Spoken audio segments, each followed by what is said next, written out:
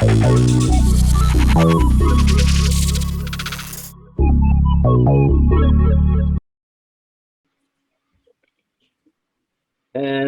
welcome everybody to the Four Tales podcast. I am your host, Kyrun Silva, along with the purple-clad warrior, Danny J. Quick. How you doing It's today? your boy in the building, Danny J. Quick. You know me, man. I'm always got some purple somewhere, whether you can see it or not. Well, I mean, if you do happen to go onto our Patreon and become a Patreon subscriber with the video feed, you will notice that Danny's entire back wall is covered in purple, just like Ace Blade. So if you want to see some behind the scenes things, go on to our patreon.com / Four Tales podcast and join up, see what all the fun's about. But why you are here today is not for Danny's lovely wall. It is to find some of the amazing, the greatest, the best comic book creators in the world. And you know what? That's what we're here for every week. You know, we want to bring you new things. We want to bring you fun and exciting things, but we do have some things from last week we need to go over. So first thing we want to go over is these poll results. And again, for a second week in a row, my poll choice has lost to Danny's. I can't believe this, but somehow Donatello was named the best Teenage Mutant Ninja Turtle. And it wasn't really close again. Because it's facts, man. It's facts. I'm disappointed in the people out there. So, like I said last week, if you didn't vote for Leonardo, please stop listening to this podcast. We don't want Leonardo is the worst Ninja Turtle, bro. We're not gonna argue before we bring our esteemed guest on. But Leonardo is the blandest Ninja Turtle there is. So why would he be the best in any case? Like, he's just the standard. He's just like, I have to be here so that the rest of the turtles can be great. Because he's the leader. He follows them because they know he's the best. Yeah, okay. He does everything by the book, but he is the best. Ask Raphael if he's the best. At the end of the day, Raphael still listens to him, so I don't know what you're talking about. Okay. All right. All right. So let me ask you then, because I asked for your help on this one. Did you come up with another poll for next week? I wanna do something with Loki. I figure since Loki is coming up, we should do something with Loki. Have you seen the first issue yet? Before I spoil anything. The episode, yeah, I saw it. First episode, yeah. Okay. But we should ask, do people think Loki's gonna last this whole season? Because I think it might be the farewell of this version of Loki anyway. So I think we should ask if people think he'll make it through a whole season. Something simple. So are we talking about like the comics version where Loki gets reincarnated as a young teen, or I'm thinking completely? Or would be even better if we ask what iteration of Loki we think we'll have at the end, because we could have Lady Loki would be cool. I think it's going to be Lady Loki. We got preteen Loki, and there's a couple of versions of Loki that could come out of this. So. All right. Well, that's going to be our poll for this week, you guys. So if you want to go onto our Twitter page after you hear this episode, and the poll will be, will Loki survive the full season of his miniseries on Disney Plus? Are we going to get sued for saying Disney Plus or Loki? I guess we'll see. All right. You're paying for it, so it doesn't matter to me. I pay for everything, don't I? Yeah. That was the deal. That was the contract I signed. I got to review that contract. All right. Well, enough with that. Then let's get into why most people are here and ask for our esteemed guest. I'm excited about this guy because you know what? This is I don't even know how to say it. He's so renowned. Everybody knows him. Everybody loves him. He is the founder of Freestyle Komics, one half of the good, the bad, the nerdy, aka the Super Mad Brother, and the most enthusiastic person in comics. The host of Chat and Draw, Michael Watson. Ladies and gentlemen, Michael Watson in the building. What's up? How you doing? All right. Did I do that okay? Like, was that perfect? I mean, I know I'm off, but I want to make sure I got that intro dressed right for you. Hey, I feel good. I feel like the carpet was laid down. I feel like the roses were thrown up into the air. There you go. feel like I was done right. All right. Well, thanks for having on or having. Wow, let's start that over again. Thank you for being on. It's been a long 48 hours, everybody. It's been a long 48 hours. But thank you for coming on to our show. And I know we're here to talk about your Kickstarter, which is doing fantastic right now, the Hotshot collection, right? Yeah. But we want to talk about other things besides that before we get into Hotshot. So first thing, what comic did you read this week that wasn't Hotshot? And specifically, if you haven't listened to our podcast before, Danny and I have advocated for people to start reading comics on the toilet instead of taking your phone in there. So if you took a comic into the bathroom with you, what comic did you read this week? Well, I got a couple books in of Kickstarter. So I got Voyage. Okay. Got this guy in. Nice. And then I got my copy of They Call Her the Dancer. Oh, I just Okay, got there you mine go. too. There you go. I just got mine too. Oh yeah. That's my read for this week. I'll definitely be reading that one this week.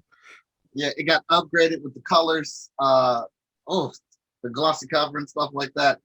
So this is actually my favorite book that Kat does. Kat does a few different books, and that's my favorite one she does. And that's what I had to read this week. If those just came in actually a couple days ago. And then of course I read my My Hero Academia latest issue. Nice. What are they up to? What are they up to now? Like 24, 25? 300. Wait, what? Huh? I'm confused. Volumes? Or yeah, I'm reading the manga. okay. They got hey, I need to catch up because I'm watching the anime, but I don't want to read too far ahead. My daughter reads all the manga, but I don't want to get too far ahead because I really like the anime. So I ain't got no problem with that. The cartoon take too long to come out. I'm all in. Wait, Danny, aren't you like Team Spoiler and all that anyways? I am, but I like it so much that I'm willing to wait for this one. He's all like, I'm Team Spoiler asterisk. Except for the stuff I really like. Yeah. Except for the stuff that I enjoy. I don't want to. I don't want to ruin that stuff. Yeah, you know. I found myself rereading Invincible and realizing again how amazing that comic book series is. It is. Yeah. All right, man. All right, Danny, what about you? What did you read on the catch toilet? up with y'all, man, because I never read Invincible until I have the trades. I have like the first, I want to say the 3 collector trades, but I haven't read them. And I remember you and not who was it? Charlie, when y'all were talking about Invincible last week, Charlie McKelvey, when y'all were talking about Invincible.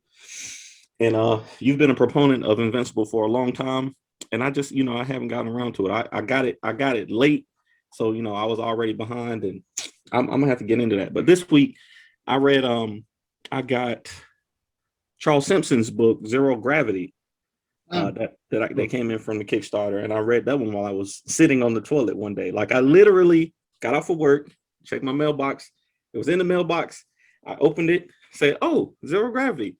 I have to use the bathroom. Let me go into the house, downstairs to the toilet." I opened it up and I read the book while I was on the toilet, and it was like great. Instead of, I think this is a mental health thing. Like y'all know me. I was late this morning because I have PTSD. Sometimes I struggle with my timeliness. But I think that reading comics on the toilet is going to help me with my mental health. So I'm going to start doing it more often.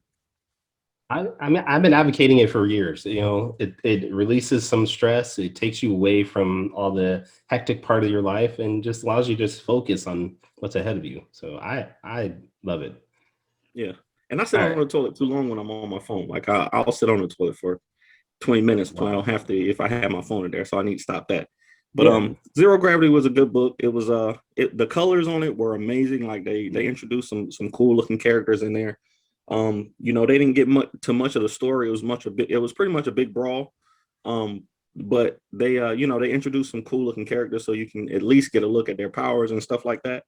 But the art and the colors were spectacular. Absolutely great. and the lettering was really good on it too. So I'll definitely be checking that out in the future. What about you, Karen?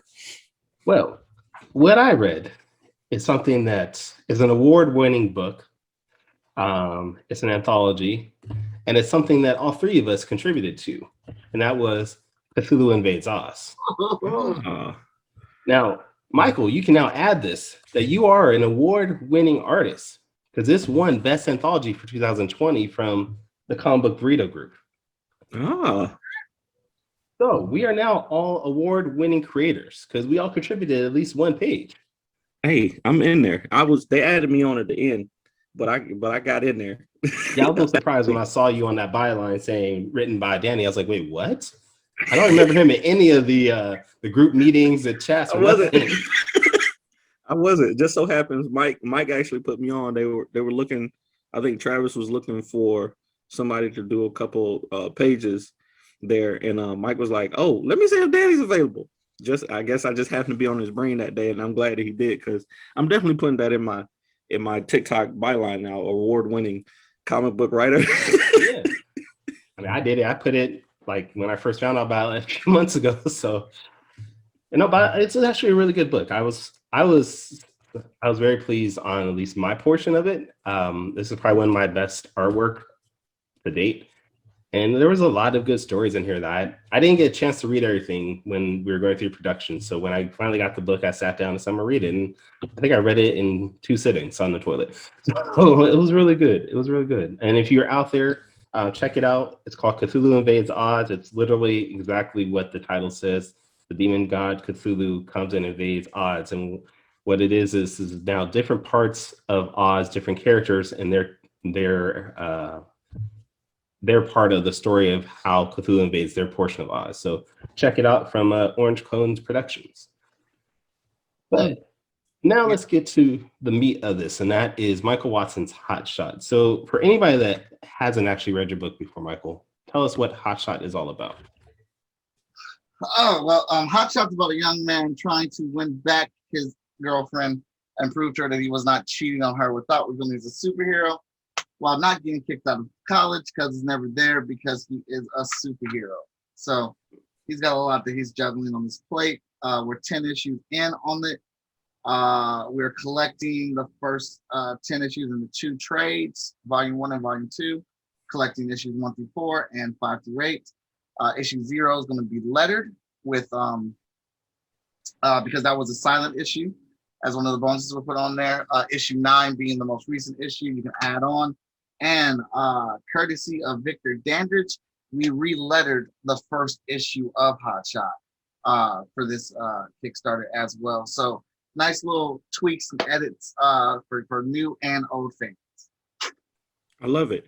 Why does Hotshot even want Carla back? Like, I know the people who know us, the 3 of us, or at least the 2 of us, know that I hate Carla. I don't know why Carla even deserves Hotshot. I saw Danny Cooper post the other day. She doesn't deserve him. Hotshot is out here saving lives. He's out here, risking his life, fighting Void. Have y'all seen Void? Have you seen what Void can do to people? He out here crushing whole armies. Like, he's over here destroying whole almost states, the whole state of dang on Ohio out here dang on, and you can't give this man a pass because he out here saving lives. Okay, he didn't text you back. He didn't let you know where he was. Cool. I get you, Carla. I understand. But get a man a break. Why does he even want her back? You can't say dango anymore on this episode, just so you know. Already, how was that 10? Was that my 10 dango quota? Okay, yeah. That was your quota. Hey, what's so funny is that Danny J. Quick says, why doesn't she give him a break? And she did. Issue 7, she gave him a break. They stayed together. They were going to work it out. Your man was supposed to be out with her, and yes, something came up. He had to fight a whole woman that makes dragons. Something kind of important. It's kind of important. He teamed up with another superhero. That's cool. But after the fight was finished, he went to go get coffee and drinks with the sexy Dinah girl while his girlfriend's back at the dorm waiting for him. Mm-hmm. That's what we're talking about. I'm not saying you gotta call and text me while you're fighting dragons, because I know you're a superhero now. I'm cool with that. But you get off a lot of spoilers here, though, man. We want people to read the book. The issues are out though. I want them to read the drama. That's what we bringing them in for. But you out here stopping at Starbucks, sipping on a juice box, walking out, getting the paparazzi, getting you all pictures, and Carla's back at the dorm looking like Bobo the Fool. I think that's what it was right there. It was the pictures. The pictures caught her off guard. Cool. Now I know, and I've been married to my lovely wife for 15 years now, right? And I know that if I got caught by pictures out drinking coffee with some other woman, it would be trouble. It would absolutely be trouble, especially when she's not aware of it. Cool. I get that.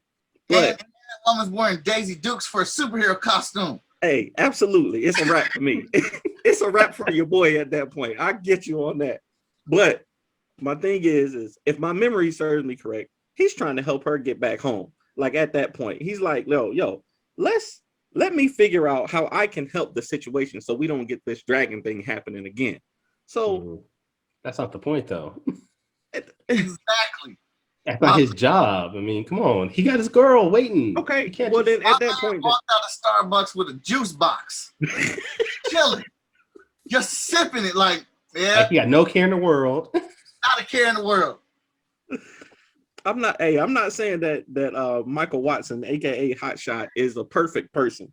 I'm just saying that with great power comes great girlfriend responsibility. So you got to take them lumps sometimes as the girlfriend to a superhero, or the boyfriend, in the case. You got to take them lumps sometimes, and you just got to understand. Said you just got to understand. Well, I'm just saying, man, it's kind of like the straw that breaks the camel back. She was willing to work it out. She was willing to understand he's a superhero. But my boy out there with, Carrie Kelly designed a super dope character that's also, super hot mom. So Hotshot's out here drinking juice boxes and kicking it on the Statue of Liberty. And, that was it. And I could see even if it was a guy, maybe it wouldn't have been so bad. But, I mean, we've all seen Dinah Girl. It was the juice box. We're going to blame it on the juice box. We're going to say, blame it on the juice. That was my favorite panel to draw in that issue, too. When my man was sipping on that juice box, I'm like, oh, you about to be in so much trouble, boy. I hope that juice box is good. He looks so casual. Was that juice worth it? Love it. All right, so how much of Hotshot is based off of personal experience? Like, honestly, just mainly the foundation of Hotshot, really. Probably about 35% of stuff that happened to me in college. We'll use the core of it and then expand on it. Like the new story arc I'm doing right now, which is that'll be in 10, 11, 12, and 13, is actually based off a situation in my childhood, and I don't have any qualms talking about it or whatever, because I talked to my mom about it before I did it. So it will it will be exploring spousal abuse, and you being a kid and being around that and how that affects you and stuff like that. I let my mom read the story, and I talked to her about it because my mom was, my stepfather wasn't the best. We'll keep it like that or whatnot. And and I want to have stories that are grounded in reality for people to be able to relate to them, but we just use them at their core, and then we expand upon them with adding, the comic book aspect and seeing what we can do with the characters and take them, because this is going to be very heavy for a Hotshot, because it was heavy for me, because after the last situation where I literally had to stand in front of my mom with a baseball bat and say, you got to get the hell out of here or whatnot. I hadn't seen my stepfather, seen him for several years, until I was down here, and I moved down here to Columbus. and I saw him, and like I felt a certain way about it. Like I still do, and like I still have grudges with it. And my mom knows this or whatnot. But then that got me to thinking, like, what can I do? Like it made me look at myself like how I was when I was a kid, how I was when I was a teenager, and how I am now. And it made me come up with a couple questions that we explore with Hotshot in this new story arc.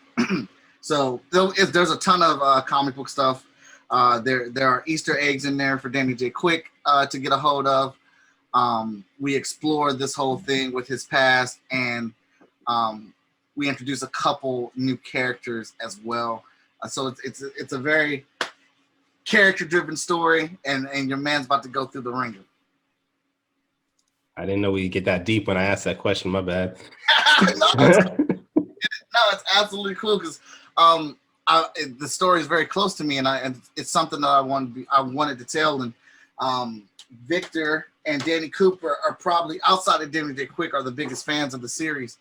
And we talk about all the issues. We have it plotted up to 100 issues, and we're always constantly looking back where we're at and where we're going and whatnot. And when I sat down and I read all 10 issues together, I realized something was missing. I was like, oh shoot, he's getting way too comfortable with his powers and not getting his ass kicked enough. I need to reevaluate this. That's a Robert Kirkman formula right there. My hero is too comfortable right now. Let me kill somebody off or beat the shit out of him. That's terrible, man. Listen, man, I feel that, man, because I think that's a great idea, and I think as writers, it's great to put our personal experiences in comics. I grew up with a situation in my home with my father and my mother, and my mom had patience that I don't think I could have as an adult, and I am gonna enjoy reading that, and I can't wait to let it touch things in my memories that I don't want it to touch. But is that that arc coming after this 11, coming after this arc, or are you doing it after Zero event? No, that's happening right now. So on the Kickstarter, which by the way, also Travis Gibb has given us the digital copy of Cthulhu versus Oz. So when we hit $10,000, not only are you're getting Cthulhu versus Oz digital for free, 168-page award-winning anthology comic book, courtesy of Travis Gibb, but you're going to get issue 10, which is the first part in this story arc. We immediately jump right into it with issue 10. 11, I'm hoping it punches you in the gut, because I really, I love Hotshot as a character, and one of my favorite things about him is that he wears his feelings on his sleeve. And Invincible, which I hate and love at the same time, with this cartoon, I think they explored this aspect of Mark more so in the cartoon than they did in the comic book, because I reread it and I really don't remember them touching on it, but the actual end result of failure, they really captured in the cartoon that I don't think that resonated with Mark. I don't think they did that in the comic book very much at all. But the cartoon, they really pulled it out, and I'm like, that's what I just did with this issue. But we're neither here nor there, so we just gonna rock with it. But I want to show that, like, our heroes, while they're heroes and we look up to them, they still make mistakes. There's still moments of half steps or second thoughts in them, because they're human at the end of the day. And I want them to fall down the shaft, and then I got to write and figure out how to pick them back up. Now, I was doing some research on your character, and I tried to deep dive into research, and usually that means I go to page 2 on Google. And I found something that interests me of Hotshot is that he's only 5'7", which is short superhero wise. Was there a particular reason why you made him shorter than most superheroes would be? Yes, because I am short. And the first character that got me into comic books was Wolverine. and I loved how tiny he was because it was X-Men number 17, and the X-Men have these fantastic powers. You've got Cyclops with this optic blast, this commanding leader.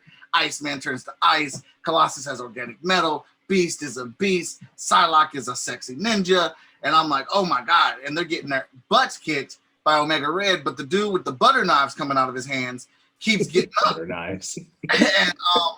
And like, I'm like, oh God, he's so small. He's smaller than Jubilee. I'm like, Jesus, I want to be him. This is how I want to be at school. I want people to step to me, and I'm all like, nah, bub, you don't want to do that. So there's definitely aspects of Wolverine in Hotshot, but I definitely want him to be short because you don't get a lot of short superheroes out there, and because I was short. Man, you think this represent? Oh, go ahead, man. Go ahead. No, go ahead. I was saying he's taking representation to another level, adding now height along with skin color. I mean, not going to height representation. Short people need love too, man. It is, and 5'7" isn't really even short. Like, that's not short. Superhero wise, that's considered short. I mean, usually your superhero is 6 feet. I'm 5'7", so I felt good when I read it. I don't look as good as Hotshot, but I got to lose some of this Corona weight, but I'm good. He's played at 6'2", but a lot of that is the boots. So there you go. I got a question. I was reading issue 9, I think it was, of Hotshot. And you know me, I'm the purple guy. So anytime anybody purple shows up, of course I pay attention. So I want to know why did are we gonna see Spectrum again anytime soon? Spectrum is he's gonna be our running gag. Not the purple guy. Come on now. The purple guy is always a running gag, just letting you know. Spectrum is an old character I used to have in my comic books back when they were MJW comics. And he was a mainstay hero, but I feel like I kind of, I've grown from that design and stuff. And as I was going through old artwork and stuff, I was like, oh, I remember this guy. Let's pull him out and let's see if I as a writer can make a joke work with Dragon Ball Z. And the colors, blame the colors on Veronica. She's the colorist. She picked. Okay. I gave no direction on this color.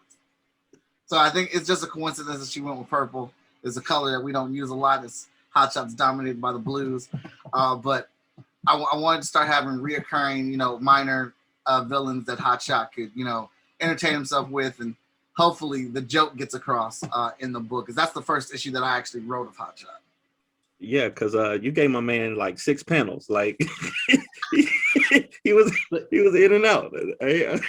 You can't have that much purple on a comic book and have people read it. I mean, that's just too much purple. Apparently, yeah. The only person that wants that much purple in the comic outside of Danny is Prince, and he gone himself.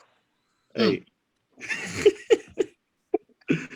I love it, man. I love it. No, with Spectrum, because you were saying this is somebody that you have for a while. So that, for me, that's what's called a legacy character, somebody that you've used for decades and whatnot.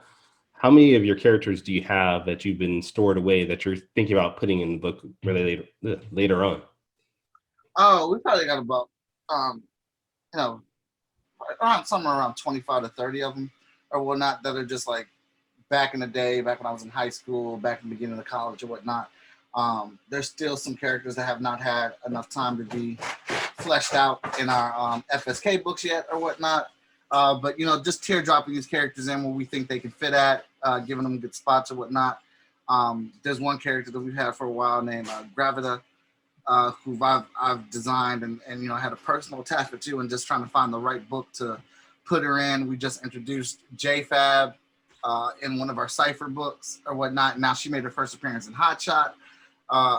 So hopefully, I'll ask you about JFab too. So hopefully with the content that we're going to be dropping here over the next year and a half, especially with our Cypher book, we're going to see more new characters sprinkled around the world of FSK, because we are trying to build up to our big grand event, our first huge crossover with all of our titles. Okay. So I'm assuming then, and I want to say this delicately, I'm assuming that there is no plans at this point for anybody to revive Short Fuse. At this point, no, not that I am aware of. Those doors are shut, but you never know. Mr. Sean Mack could come back and just say he's ready to do it again or whatnot. Okay. I like JFab, man. I like the design of her. She's got the purple also, so I'm down. I'm down with that. And she got her stuff off. Yeah. JFab came in and knocked old big dude out. I forget his name, but the big brown guy. she got him up out of there. Now speaking of short fuse, man, I know I just made a post today about the one thing that I regret about short fuse. But other than that one thing, I learned a lot. I met a lot of good people. I wanted to ask you, how do you feel like, your experiences with short fuse helped you grow as an artist, as a creator, as a businessman? How do you think it helped you? I think it helped me out a ton. My previous publisher, prior to Short Fuse, dangled money and grand ideas in front of my eyes, and I was, bamboozled by it. And I really found that out as that contract wore thin. But I immediately saw the difference when I came over to Short Fuse, when Sean specifically was talking about book sales and how they move books, production level, and all stuff, things that I wish I would have heard with the previous publisher that would have established more confidence in what they were doing. Because that was stuff that I didn't know about or whatnot. And, when Sean really called me on my stuff and asked me what my audience is, how much money my audience can bring in, and I gleefully said, 5,000, easy, 5,000, no problem. I know I got people that'll buy my stuff.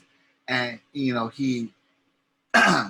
he allowed that to ride for me to see for myself that, no, we need to adjust that Kickstarter goal, all right? Need to adjust that quickly. Can we take that down? I'm thinking maybe I could do 1,000. And that's something. Sean was good for that. Sean was good for letting you know what your what your numbers actually are, buddy. He'll definitely let you know. Absolutely, and and not just like, albeit some of it is his opinion, he can specifically explain and dissect why he's saying what he's saying, and bring a lot of validity to that conversation, and it makes me sit down and go back and look at what I'm doing at that time, and because I thought I had a strong comic book convention presence, I didn't realize that, I have a strong convention presence, but my convention presence isn't my social media presence. Those are two separate audiences. And, sure. Trying to build up my audience on social media. I mean, the whole me going live on Facebook was birthed out of Short Fuse, like me trying to build my audience and get people familiar with me and stuff like that. And, having a website, a distribution system for, getting the books out and things, all the stuff that I've learned from them on Kickstarter, running a Kickstarter, managing a Kickstarter. I learned a lot. And, when he put me into the publisher role there, I think that skyrocketed my, my IP, myself as a brand, as a person, when that happened. And, a lot more people were aware of me because Short Fuse had a really decent sized audience on social media. So I learned a lot. I can't say anything less than that. How important is it for you to take the experience that you have at a convention and get that barterism basically and bring it to your social media? Because like you said, I'm someone at a convention, I'm quiet. I sit there, I draw. I don't really have that showmanship to bring people in. How much do you feel like that's a good, basically, trial ground for things that you might do in the future, like on social media or maybe in your Kickstarters?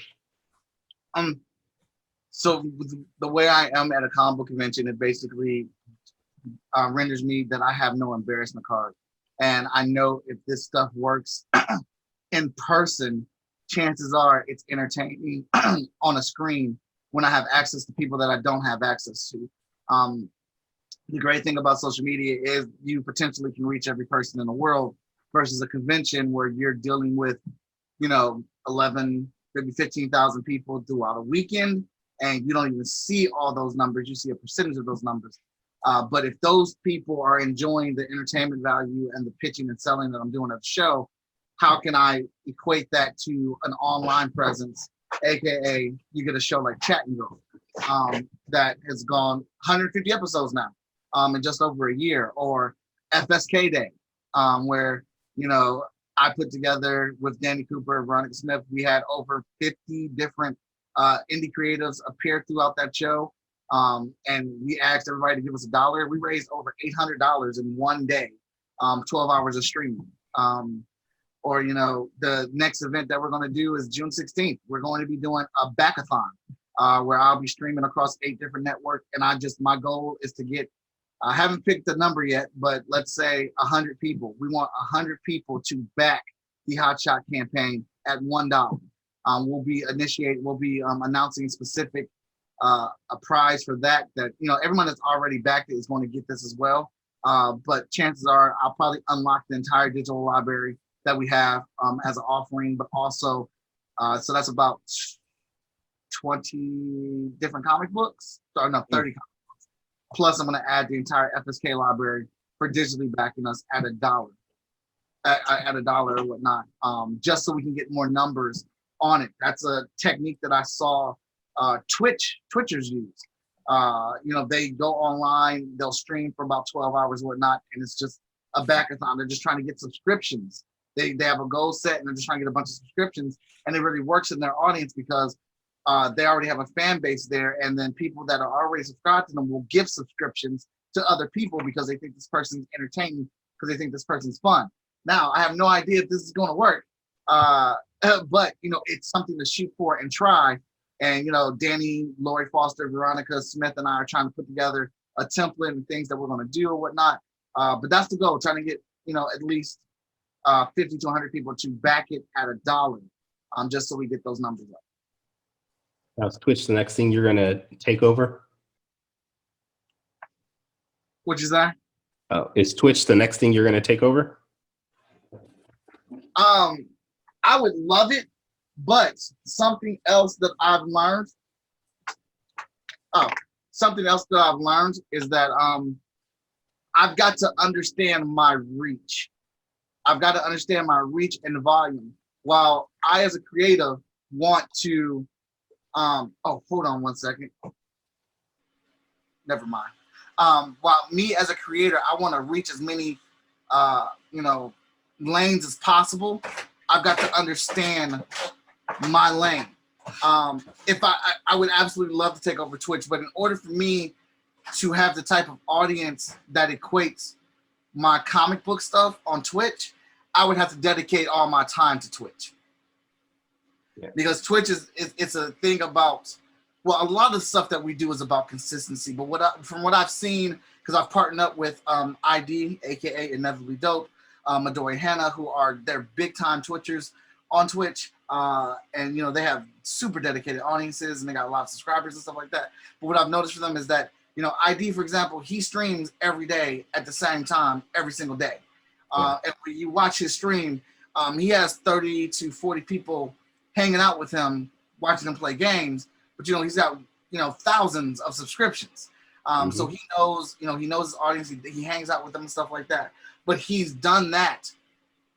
To equate that, what ID has done with Twitch is what I do with comic books, and I don't have that type of time to dedicate my comic book time into Twitch time. So I've got to find cheats and shortcuts, aka ID and Midori, have them not guest, but they're actually official host on our podcast show, Ages of Nerdy. Ages of Nerdy was a thing I started with my friend Katie May, and we were getting 2 to 3 people watching that and listening to it a week. Now we average 25 to 35 people tuning in a week, and that's not like in and out. Those people stay for the entire 2-hour show, and they participate with us. So I would love to take over Twitch, but I don't have the time or any energy to devote what needs to happen to make that happen. But I have a presence on Twitch. I have a presence on Twitter. I have a presence on Instagram. So if I need to be found there, I can be found there.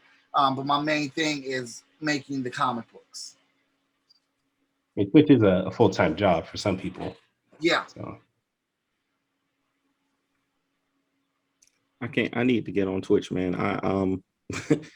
Just like you saying, I don't have the time to dedicate towards it, and I don't think my particular skill set is good for Twitch, and but I know it's expanding rapidly. Like, and people, my kids shoot are on Twitch watching people, play video games and talk about, D&D and building and mods and stuff like that. So it's definitely a great audience, and they love, supporting their creators. So I see what you're doing with Chat and Draw, man, and that right there in itself, man.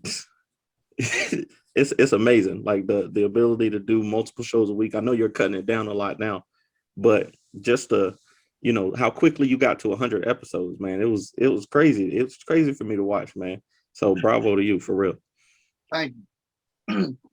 Yeah, and that was part of that realization. Like, I was streaming more. Every time I was streaming, I was drawing, but I wasn't drawing Hotshot, because I was drawing other people's characters or whatnot. So yeah, I'm still going to do multiple episodes depending on like how I schedule people, whatever. But I've started I guess you could say teaming up with other people that have podcasts that stream on Twitch and things like that. And we've kind of like taken a specific day for each other. So when our episode, like Chat and Draw, is dedicated on Wednesdays, so people know for sure that's like the one day of the week that I'm definitely doing it. I'm gonna have a guest on or whatnot. While Moana Nui podcast is on Thursdays, Unlikely Hero Studio Presents is on Mondays. I know Morgan Iverson is doing a new show. He just hasn't got everything together for it, but he's take Tuesdays. We got Tony Clapper for 5 Star Fridays. And we're all at the same time. Tony's at 6, but the rest of us are at 8 p.m. So that way we don't congest each other's traffic, because a lot of us share the same audience. A lot of the same people that like each other, they like us too. So we don't want to take from each other's audience. So we've been sharing that time or whatnot. If we get on, then I'm watching the show, or I'm making comments, or I'm hosting it on my Twitch channel. But I had to sit back and say, all right, I can only for sure do a Wednesday for Chat and Draw and do a Friday for Agents of Nerdy. I'll still stream other days, but I'm not going to stream during those times, and those won't be scheduled streams. Like I think I streamed the last page of Hotshot I drew, because I was drawing Ironsmith on there, and so just random stuff like that. But I want to get this book out. I want the whole thing with the Kickstarter being out right now, Danny and I both agreed that once we drop this Kickstarter, that means that we're releasing comic books. And that means that we can't miss a beat. And so our objective and goal is to come out with a new book every 2 to 3 months. And once Hotshot, 10 is being colored, 11 is being inked and colored right now. So I need to finish drawing 11 so I can get into 12. Because if I don't finish these books, you guys are going to be pissed because of the cliffhangers. They're crazy. So I need that content to come out. But, reassessing and looking at, I can't even say ours. I have to say my own failures. When I was leading FSK and, trying to figure out how not to go back down those lanes, not making those same mistakes. I was so clouded by the fact that, we got Hotshot, we got Visions, we got Heroes, we got Cypher. Then I need those books, when a new book comes out, all the books need to come out. Like, we need the new issue of Vigilance. We need the new issue of Heroes because the new issue of Hotshot came out. So that type of thinking got wiped completely, which we're focusing more on it being the FSK verse. You're following the saga of Freestyle Komics. So whatever our current issue is, that's the book that we're focused on. So for the new releases, it's Hotshot number 10. We're not worried about the other books. So if anybody comes to the table, where's the new issue of Heroes International? The new FSK book is Hotshot 10. And, right. Redone the graphics on our covers. And we've actually got the reading order on the covers now for you to be able to read the books in the order that we intend to. Now, that's just Easter egg stuff. Each book still is its own story. It has its own growth and things like that. But in Danny and I's eyes, if you read the book in this order, leading up to our big event, Zero of an Emergence, you're going to get more out of it. Do you have to read all of them? No, you don't. If you're just a fan of Vigilance, then you're good. You can just read Vigilance or whatnot. But I am a fan of Vigilance. I love that, man. I think that's a great idea. And speaking of cliffhangers, and I'm gonna lead this into our quick takes, but you did at the end of issue 9, something you did reminded me of uh like one of the most recent episodes of My Hero Academia. So my quick takes are all gonna be My Hero Academia based, since I know you're a big fan, and I'm still sort of new to My Hero. Okay. So some of this stuff that I might ask might be a little spoilery because you know more about it than I do, and you know the future of it. But I don't mind that. I don't mind spoilers in this case, this specific case.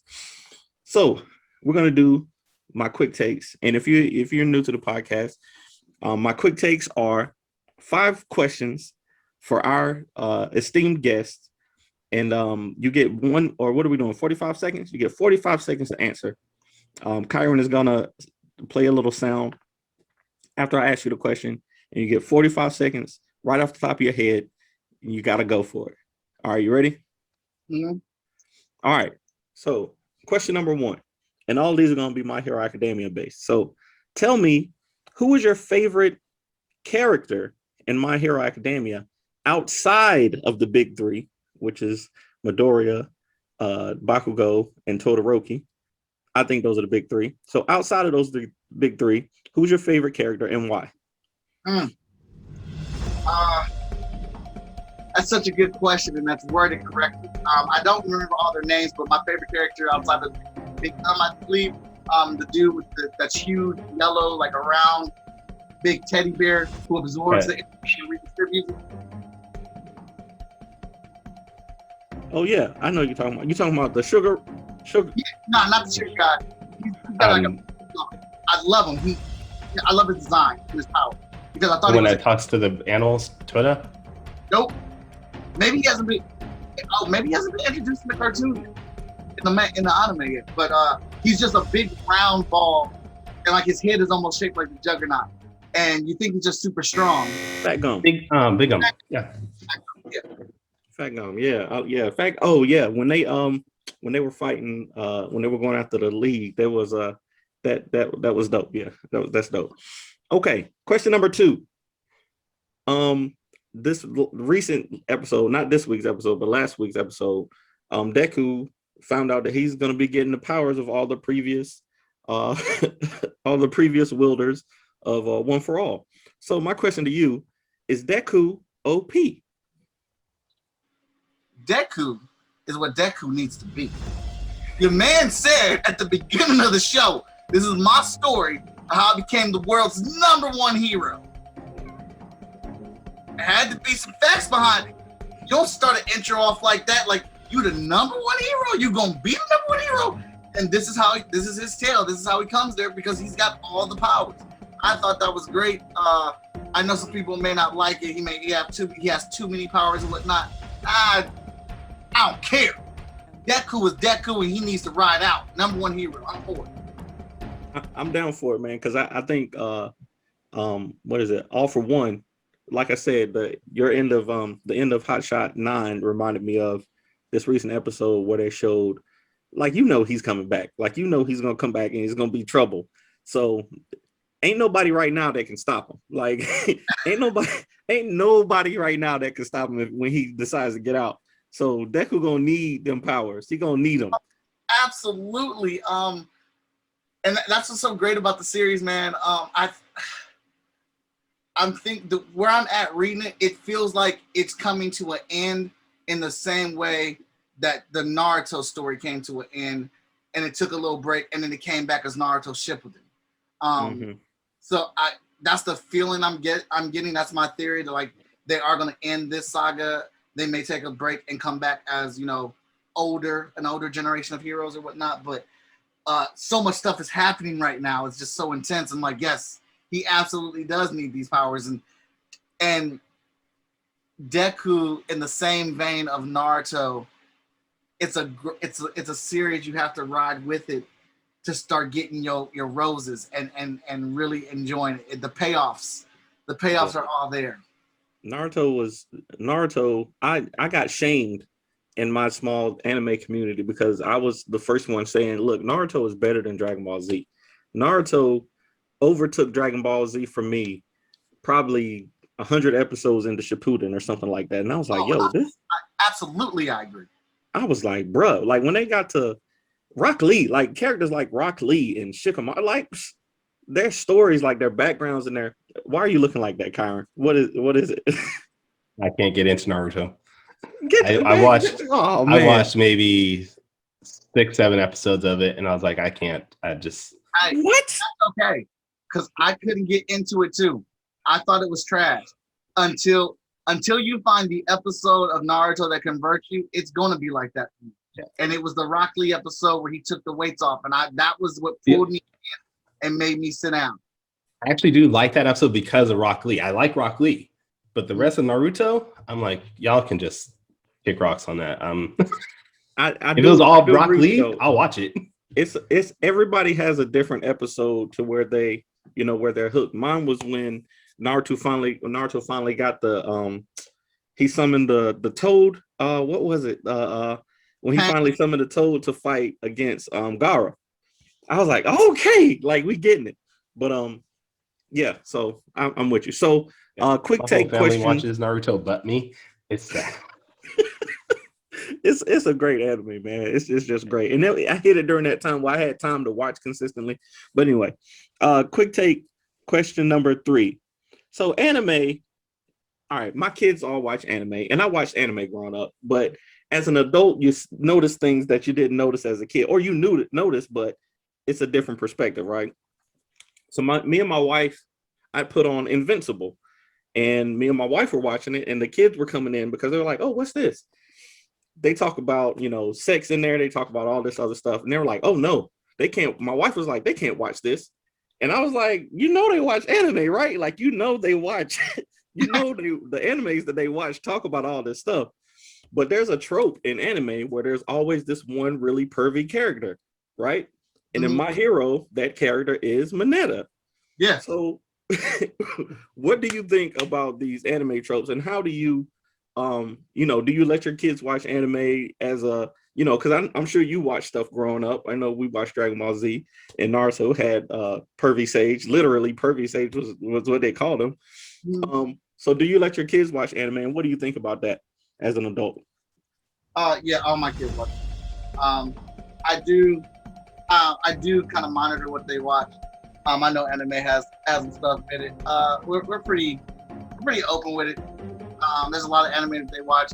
Now, if I do monitor what they watch, if I see something that's too much, I will say, yeah, you guys switch that. You're not ready. But there's not too much that I say that too. They don't watch things out of pocket. But we all watched Invincible. So, and I think Invincible is a great story. I'm very much attached to that story and whatnot. Mineta, he's a hilarious character. I absolutely think hilarious. I love him. And I love him because of his pervy ways. But here's what it is. I actually started cheering for Mineta in the exams portion at that one part. And I was like, bruh, Mineta's weird, but that grape rush, you gotta develop that power. And the power is like, so how can you use this to be strong? But whatever. Well, you saw in the last episode, right, where he's bouncing off his own balls everywhere. That was dope. I was like, they stick to everyone else, but I bounce off. Yeah. Okay. All right, Mineta. I'm starting to cheer for you a little bit, you little pervert. It's just hilarious watching him work, because he is the comedic relief or whatnot. Yeah. Right? But that's the thing. That's what I like about My Hero Academia versus Dragon Ball Z, is they make you like all the damn characters to some degree. Mm-hmm. People that you think are just throwaway characters are not throwaway characters, because they all get a focus episode or whatnot. And they're very good at bringing the potential out of a character. Yeah. How can you not cheer for a guy walking around in a diaper trying to fight crime? That's what I'm saying. Right. Yeah. All right. So quick take number 4. Okay. So Vigilance is one of my favorite characters in the Hotshot verse. But I think anywhere else, Vigilance would be a villain.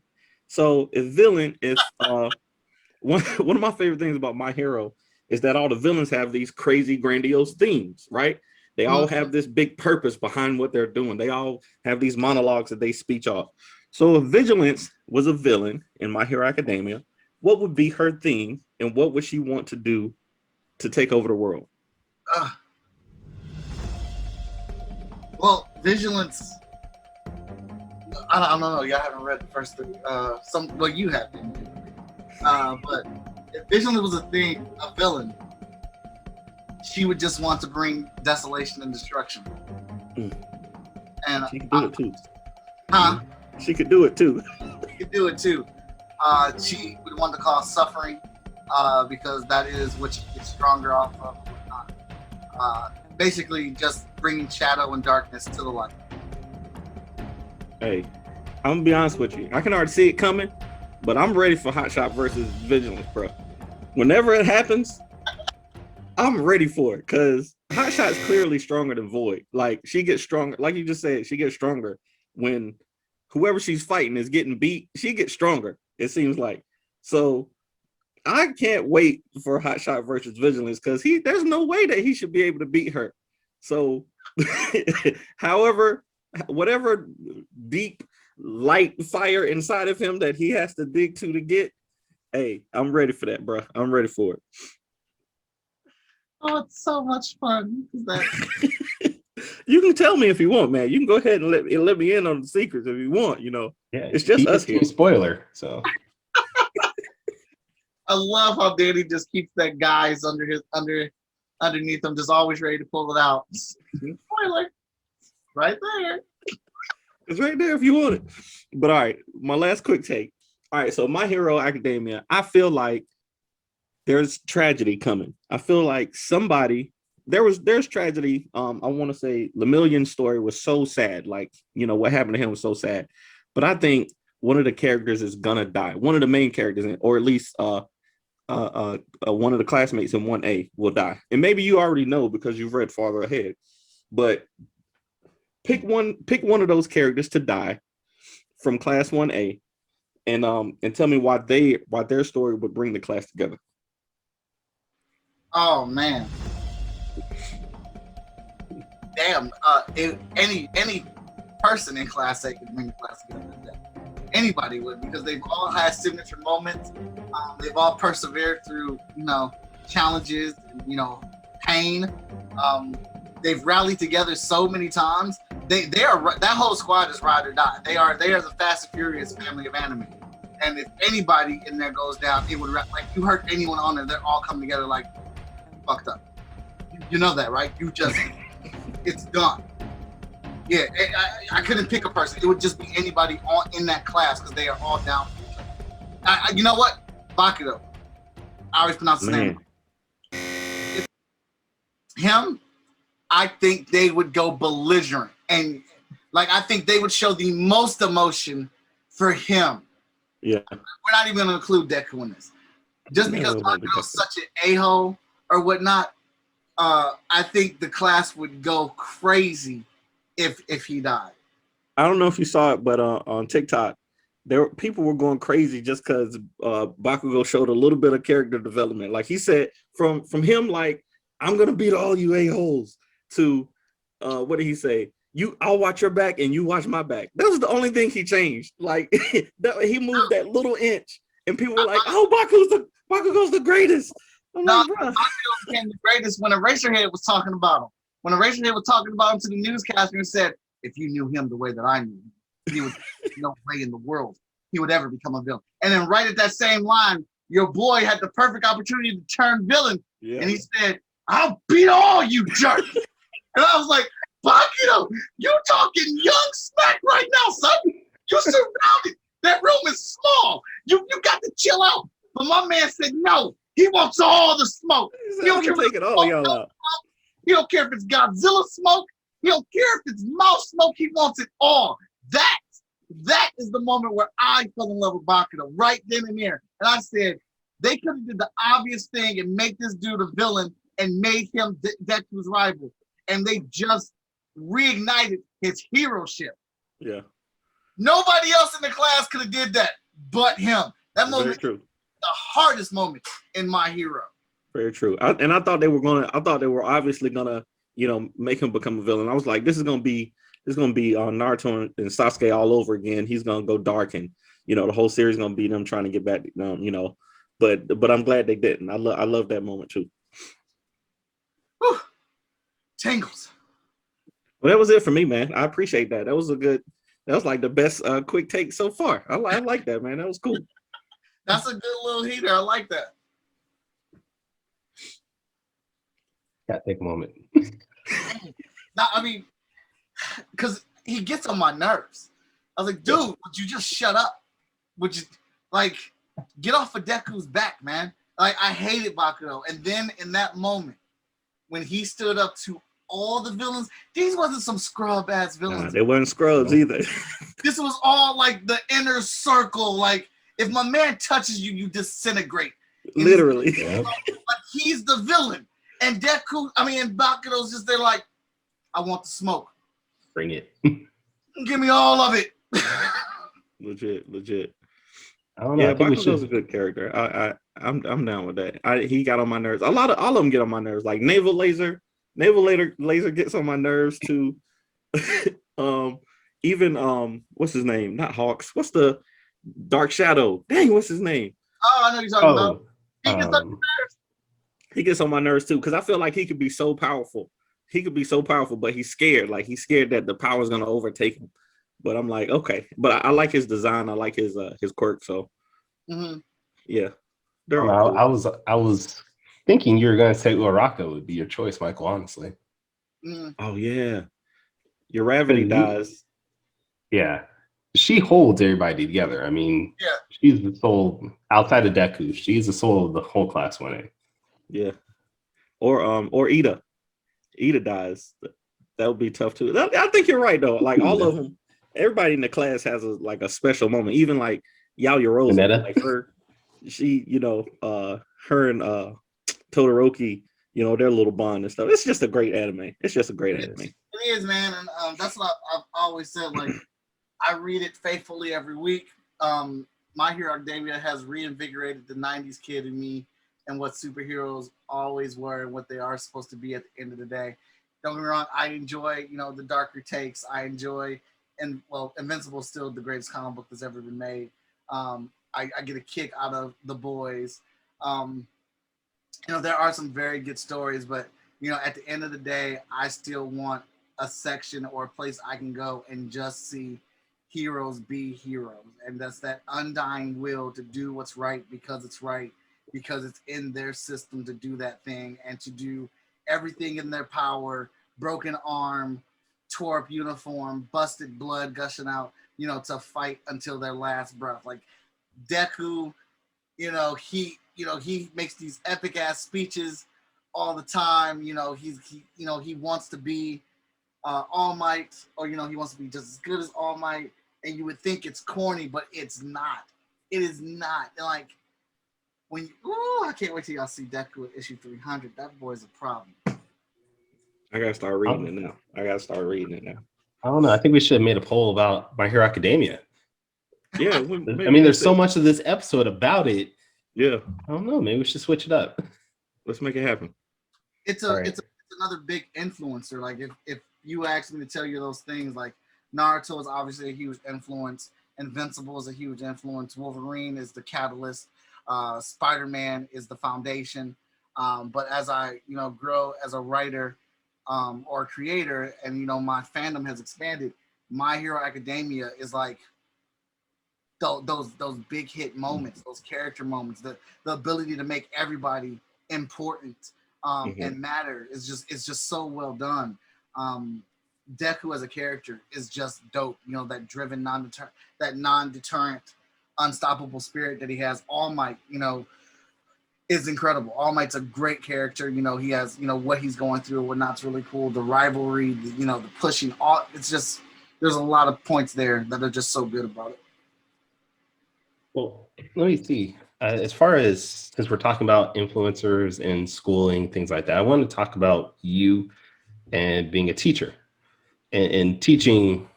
I assume it's children. I don't know if maybe you do adults too, but teaching just art and comic book. Like, how did you get into that? I I've always worked with kids ever since I was back in high school. I used to do summer programming, and stuff like that. And I remember me and one of my, brothers back home in Cleveland. We were working with kids in the summer program, and I've just been doing it ever since then.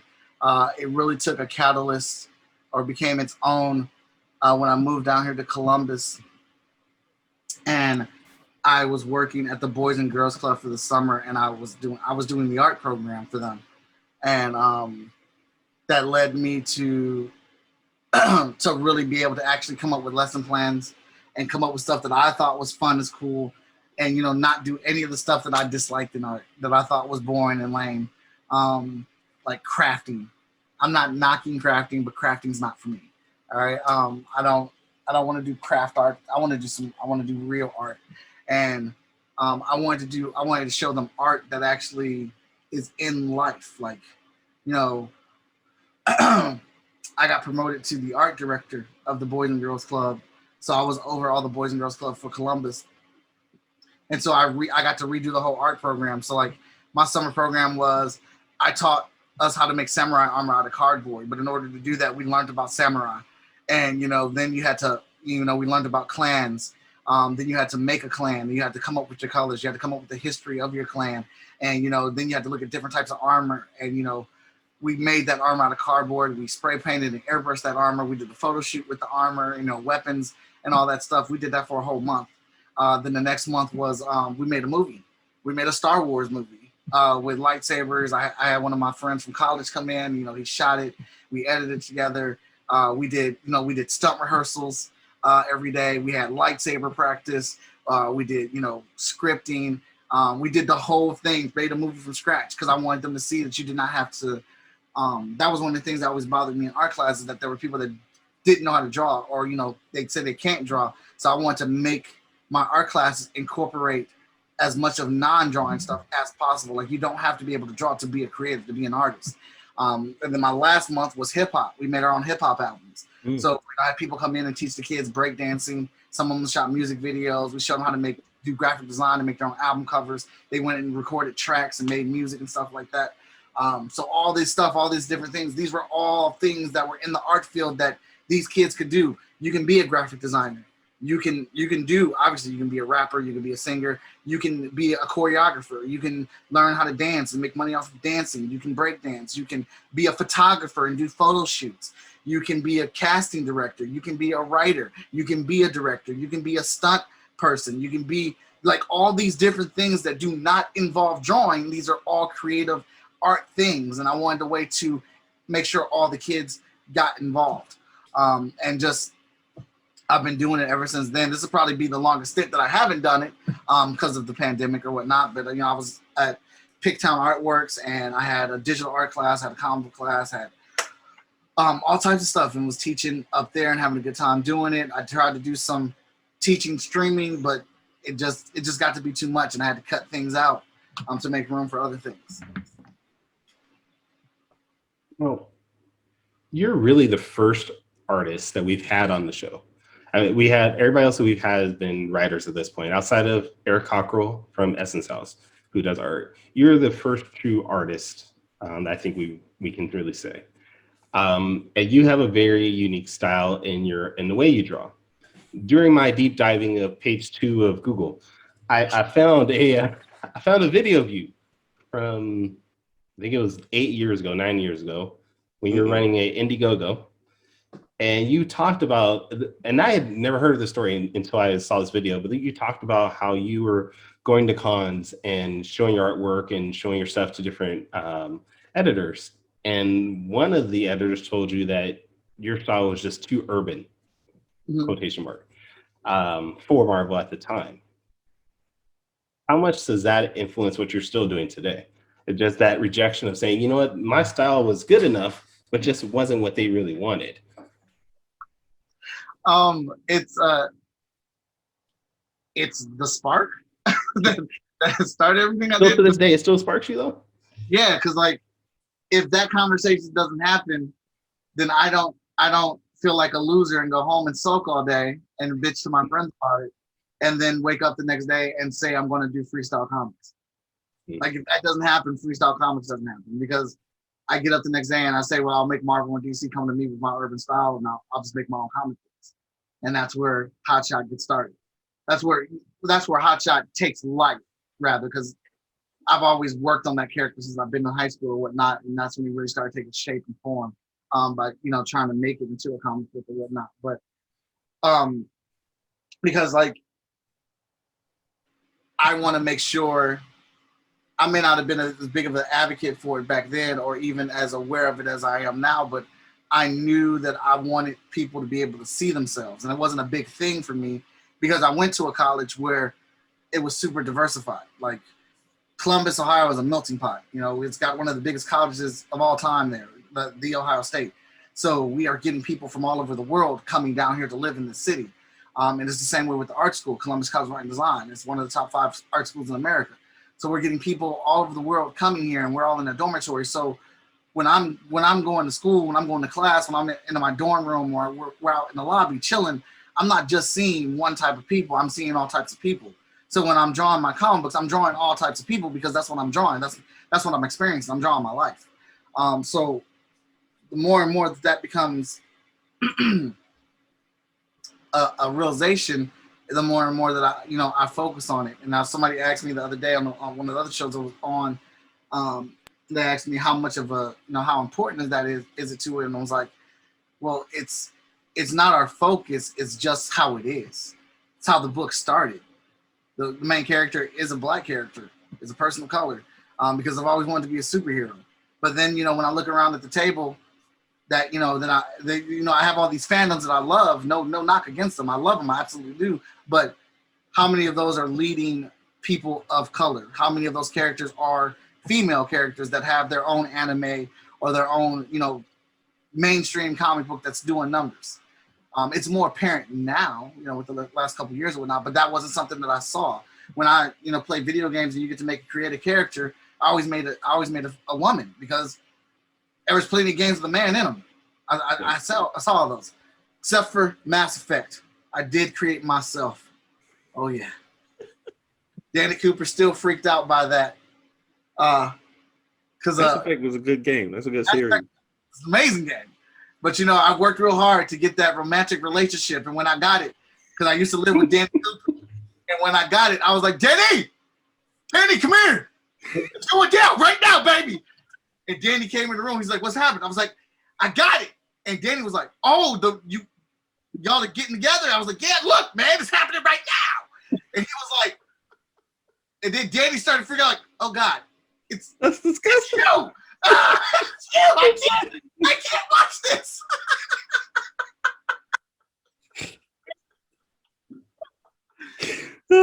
Bruh, that's hilarious because I know exactly what part you're talking about in the game too. Like, I could imagine having a roommate and saying, "This is my character that I've created to be romantically involved with this alien character," and bruh, it's amazing.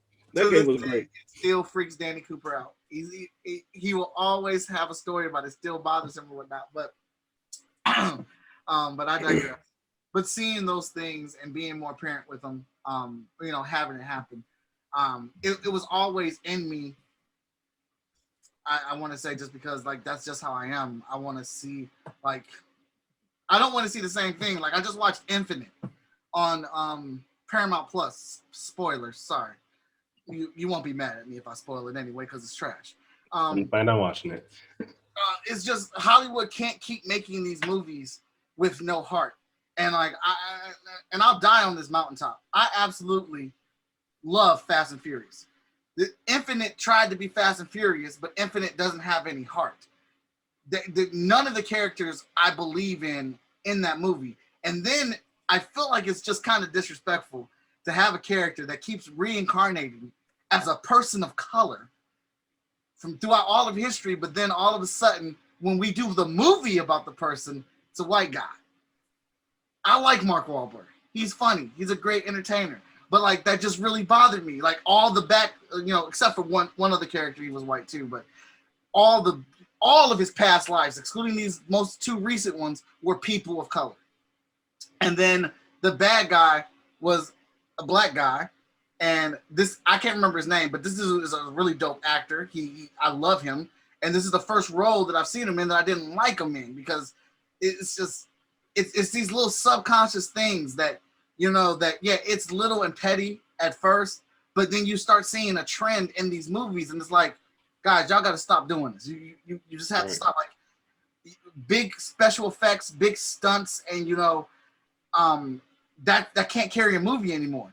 The reason it works in Fast and Furious is because you love the people, you love the cast, and it has heart. I can excuse everything they're doing. I know Vin Diesel can't do any of that shit. I know all that stuff is ridiculous. I know it's over the top, but damn it, he says family and we ride. That's it. You're like, let's go. Family, let's ride up. I've bought into the universe, and then this Infinite movie took what is it?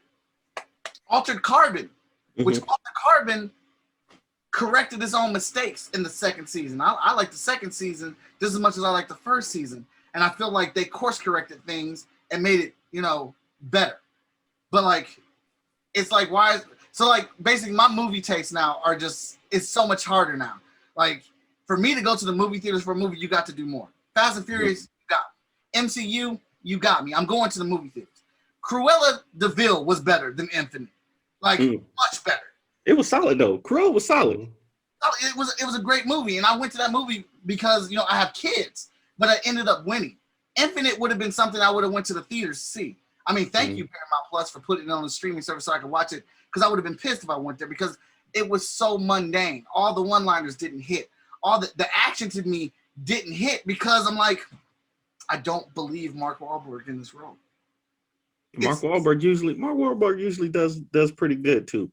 Yeah, but he was doing shit outside of his lane. In this movie, he was doing heroic outside of his lane in this one.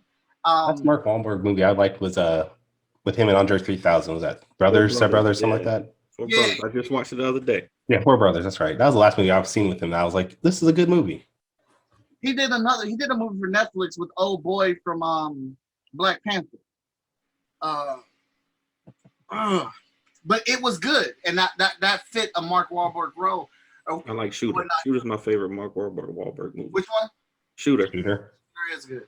But it's just like, y'all can't, like Hollywood, your formula, and don't get me wrong, right? I know new movies are coming out. I know more TV shows are coming out that are adding that variety, that are adding that diversity lens to it or whatnot, and doing it in the right way.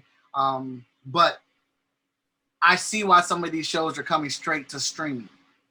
And it may be that Hollywood is you know, getting a glimpse and aware, like, it's 2021. This movie, this is not, no one's gonna go see this to the degree we want to see in a movie theater. Let's send this right to a streaming service. We went to the theater to see A Quiet Place 2. This is the first time we've been back to the theater since the pandemic, right? It cost us $150 to go see a movie for the 6 of us. I would the movie was good. The movie A Quiet Place 2 was solid. But spoilers, I haven't seen it yet. They all die. No, I'm just playing. But I'm not paying $150 to go see half of these movies that are coming out that I can watch on Netflix, or Paramount Plus or HBO Max. I'm not doing it. And then at the same time, a lot of people are complaining that Disney's charging $30 for a movie that you don't get to keep. That's nothing. When you got more than 2 people you take in the theater, that's nothing. Legit. Yeah, that's what I'm saying. Like, are we really looking at the cost of this? You're talking about gas. You're talking about the movie tickets. And if you buy tickets online, there's a fee for buying them online. Then you're talking about food, snacks. If you're going out for the whole thing, like, that's more than $30. Yep. And when you go to the movie theaters to spend that money, you don't own the movie anyway. You're not getting to kick that movie. You get one time. Hey, Black Widow, I'm watching right there in my room over there. I'm watching it right online. Black Widow, I might go to the theater for. I'm still debating on that one. I do want to see Quiet Place. Quiet Place, I got stuff about that. But, you know, now that I know Danny J. Quick saw it, then me and him are going to get online and talk about that. Yeah, y'all can do that afterwards or something without me, because I don't. But so here's the thing. While I have issues with Quiet Place is still a good movie.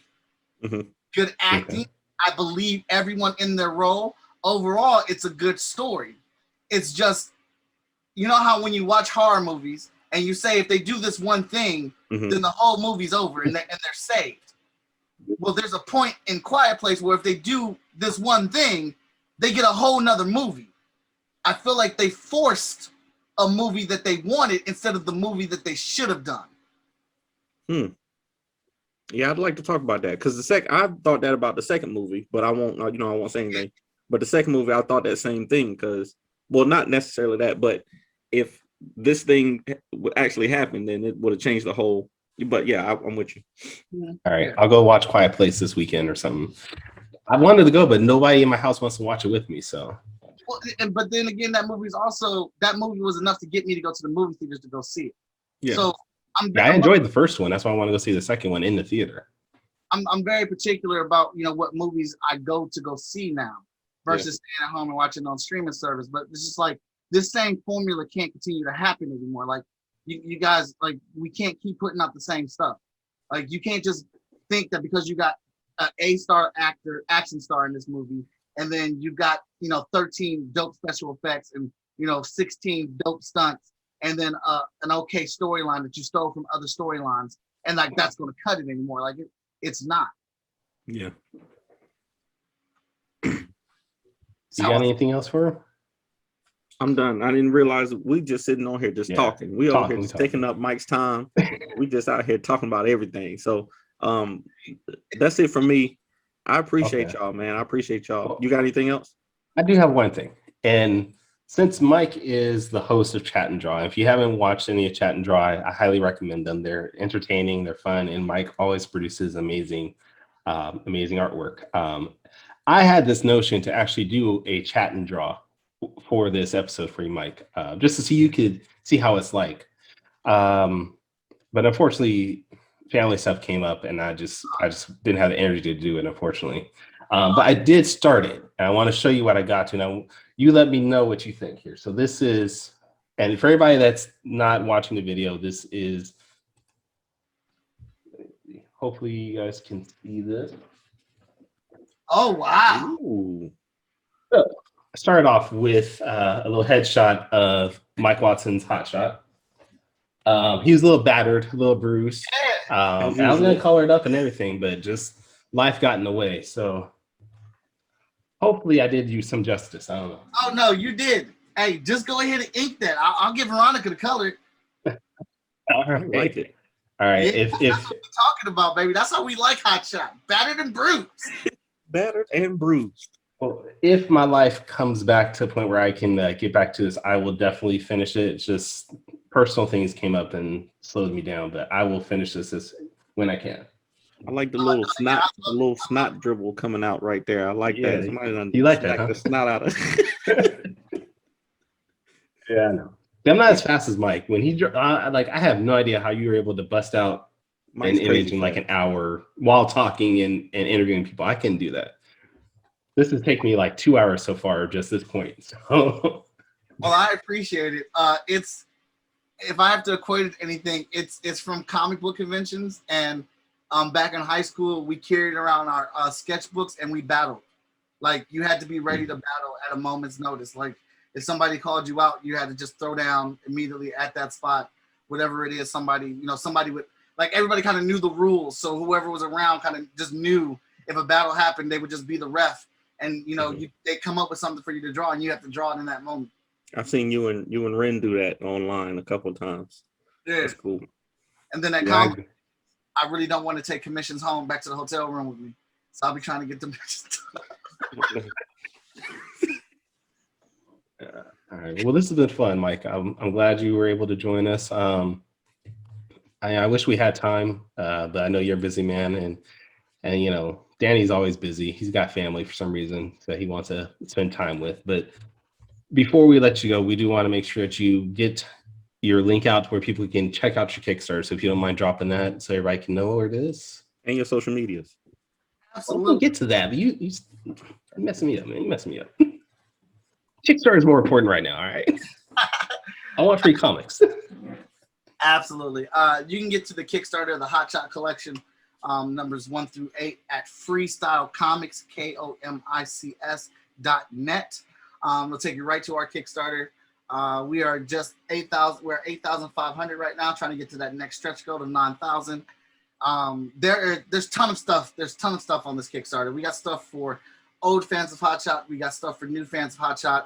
We've got stuff on here for hardcore comic book collectors. We've got stuff for new comic book collectors. We got stuff for casual comic book collectors. If you're into art, original art from comic books, we got that type of stuff. If you're into variant covers, we got that. If you are trying to catch up on the entire FSK library, we have that option as well. So please go check out the Kickstarter. We've got like 12 or 13 days left on it. If we hit 10,000, you get Cthulhu vs. Oz, 168 Indie All-Star Award-winning comic book, digital version, and we're giving away Hotshot 10, the brand new issue of Hotshot 10, never released before, first part in our story called Unforgiven, part 1 of 4. So please check that out. If you don't have any money to back it, that's cool. I appreciate you anyway. Go ahead and go over there and give me a share. Share us out to your network to as many people as you can. That is just as valuable as funds being put on there. And I might add, even if you don't have a lot of money, just donate $1, because that $1 still sends that notification out to everybody that follows you on Kickstarter that you backed something. It doesn't tell them how much you backed, but even that $1 sends you out to maybe 10, 15 other people that might be interested in it. Yeah, all that's appreciated. Like I said, June 16th, we're doing a backathon.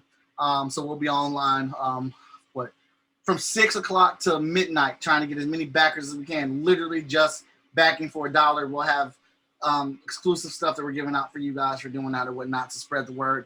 And I've learned this thing about branding, being a part of Short Fuse Media Group.